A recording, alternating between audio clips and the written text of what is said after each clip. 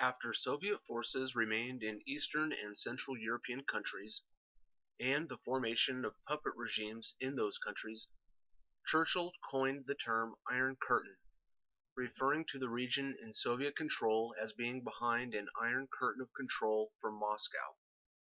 These countries were sometimes referred to as the Eastern Bloc or the Soviet Bloc.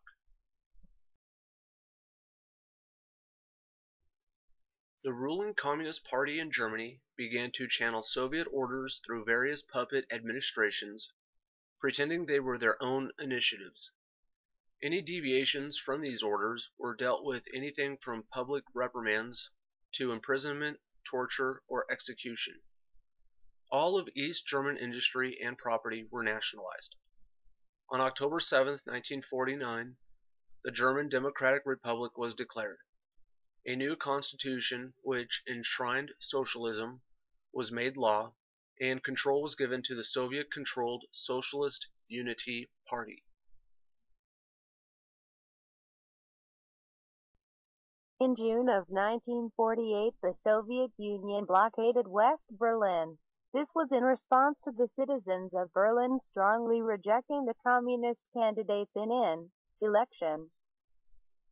The blockade cut off all food and other supplies. The blockade failed due to an unexpected and unified campaign by the Western powers to resupply West Berlin through a massive aerial operation known as the Berlin Airlift. Stalin conceded defeat the following year. But in all Europe, there is no more crucial point of conflict than Germany. Jealously excluding entry into its sector, Russia rules Eastern Germany as a police state. With all of Germany in armed camp, the Soviet blockade of Berlin, an attempt to cut off supplies for the city's western zones, came perilously close to starting another world war.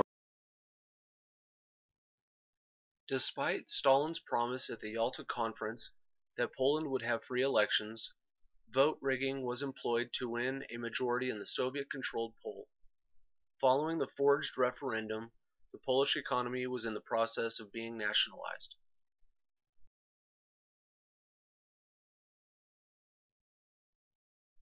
In Hungary, after the Soviets installed a communist government, Matyas Rákosi took power. Rákosi, who described himself as Stalin's best Hungarian disciple, employed Stalinist political and economic programs.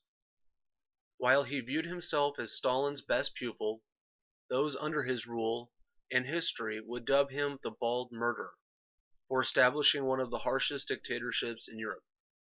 Between 1948 and 1956, Rákosi purged approximately 350,000 Hungarian officials and intellectuals.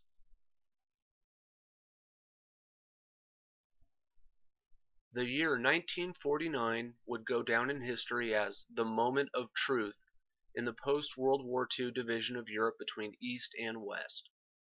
The Marshall Plan, named after U.S. Secretary of State George Marshall, was the American program to aid Europe in order to prevent the spread of Soviet communism, beginning in April of 1948.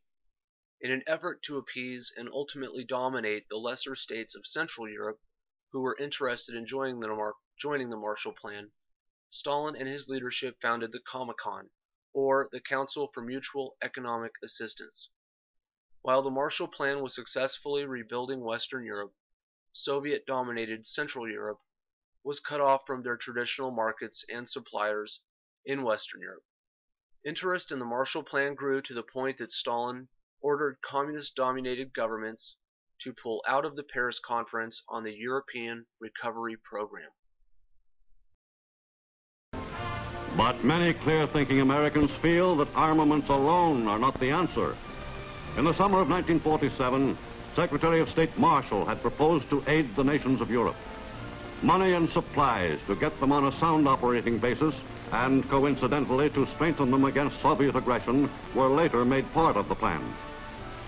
The first appropriation was $5 billion, and the Economic Cooperation Administration was set up in Washington with a staff of economists stationed throughout the world. Its chief was automotive industrialist Paul Hoffman. From the day he became head of ECA, Hoffman made urgent trips to Europe for first-hand views of the situation. As ECA administrator, Hoffman is responsible for the amounts each nation is allocated. Not only must American aid be dispersed for maximum immediate effect, but also with a long-range goal of making the aided nations eventually self-sufficient. During World War II, Stalin backed Chinese dictator Chiang Kai-Shek, who had conducted mass killings against communists, but who also had led several military campaigns against the Japanese. Stalin put his alliance to Kai-Shek ahead of his ideological allies in China, which would later hurt his relations with future Chinese dictator Mao Zedong. Although Zedong was resentful towards Stalin for his failure to assist him in the Chinese Civil War, diplomatic relations between the two nations reached a high point in the 1950 signing of the Sino-Soviet Treaty of Friendship and Alliance.